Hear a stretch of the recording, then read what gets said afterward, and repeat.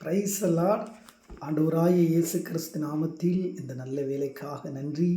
இந்த தினமும் ஒரு தேவ வார்த்தை நிகழ்ச்சியில் மறுபடியும் உங்களை பார்க்க ரொம்ப சந்தோஷம்.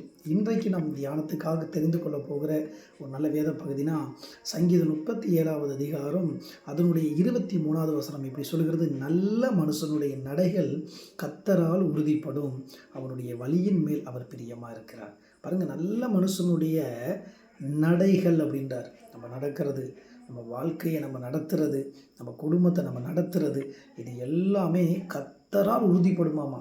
அவரே நம்ம வழிகளை என்ன பண்ணுமா, பிரியமாக இருப்பாரம்மா. அதனால தான் எம்மா ஒரு சீசர்களோடு அப்படியே நடந்து போகிறாரு.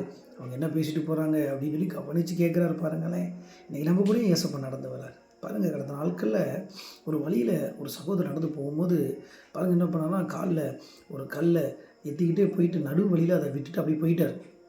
அதுக்கப்புறம் அந்த வழியில் வந்து ஒரு வயசான அம்மா அந்த கல்லில் கால் தட்டி ரத்தம் வந்து அப்படியே வராங்க. என்னம்மா ஆச்சுன்னு கேட்டால், அதை ஒரு பாவி பையன் கல்லை ரோட்டில் போட்டு போயிட்டான்ப்பா, அது கால் தட்டி என்ப்பா ரத்தம் வந்துடுச்சு. அப்போ பாருங்கள், அது எவ்வளோ வேதனை.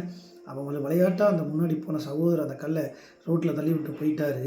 ஆனால் அந்த அம்மா கால் தட்டி எவ்வளோ வேதனை. அப்படி தான் பாருங்கள், நம்ம நிறைய இடத்துல பஸ்ஸில் போகும்போது பஸ்ஸில் உட்காந்துருப்பாங்க. நம்ம டூ வீலரில் போவோம், காரில் போவோம், நடந்து போவோம், மேலே உட்காந்துக்கிட்டு வெத்தலை போடுவாங்க, ஏதாச்சும் வாயில் பாக்கு போட்டிருப்பாங்க, இல்லை எச்சியாக என்ன பண்ணுவாங்க, சக்குன்னு துப்பிடுவாங்க. அது சிலர் மேலே பட்டுரும். சிலர் வேலைக்கு போயிட்டுருப்பாங்க, ஆஃபீஸ் போயிட்டுருப்பாங்க, வெள்ளை சட்டை போட்டு போயிட்டுருப்பாங்க, திருமண காரியமாக போயிட்டுருப்பாங்க. அவங்க மேலே அது அசிங்கமாக போயிடும். அப்போ பாருங்கள், அது எவ்வளோ வேதனையாக இருக்குது. அவங்களுக்கு போகிற காரியம் செய்ய முடியாது. நல்ல நடை.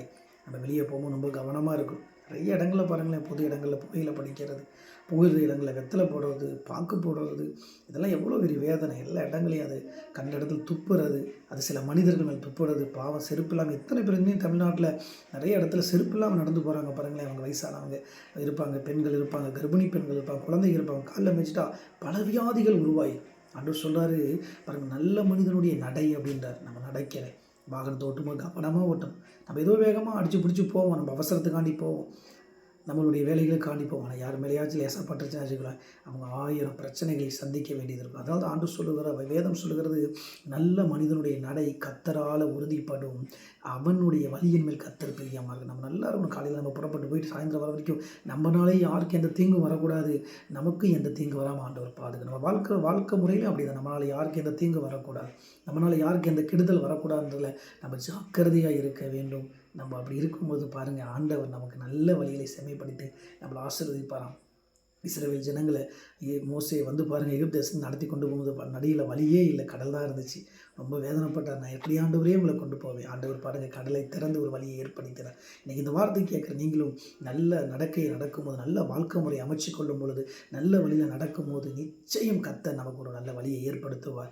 ஆண்டவர் உங்களை ஆசீர்வதிப்பார். இந்த நாள் உங்களுக்கு ஒரு ஆசீர்வாதமான நாளாய் மாறும். நிச்சயம் இந்த நாளில் ஆண்டவர் உங்கள் மத்தியில் இருப்பார். உங்கள் போக்கை வரத்தையும் பாதுகாப்பார். இந்த காலையில் வேலைக்காண்டி, தொழிலுக்காண்டி, மற்ற எல்லா காரியங்களுக்கு பிரயாணப்படுறவங்க எல்லாருடைய பயணங்களையும் கர்த்தர் ஆசீர்வதிப்பார். நானும் உங்களுக்காக ஜெபிக்கிறேன். கர்த்தர் பெரிய காரியம் செய்வார். ஏசப்பா, இன்றைக்கி இந்த வார்த்தையை கேட்குற அன்பு சகோதர சகோதரிகள் ஆண்டவரே வெளியே பிரயாணப்படுவாங்க. அவங்க வாகனத்துக்கு முன்னுமில்ல அவங்க சமூகத்தில் ஒரு பாதுகாப்பை நீங்கள் கொடுக்கணும். நல்ல நடக்கையை கொடுங்க, போக்கை வரத்தையும் பாதுகாத்து கொடுங்க. உங்கள் நாமம் மகிமை பெறணும். ஏசப்பா நாமத்தில் நல்ல பிதாவே, ஆமீன். தேங்க்யூ. God bless you.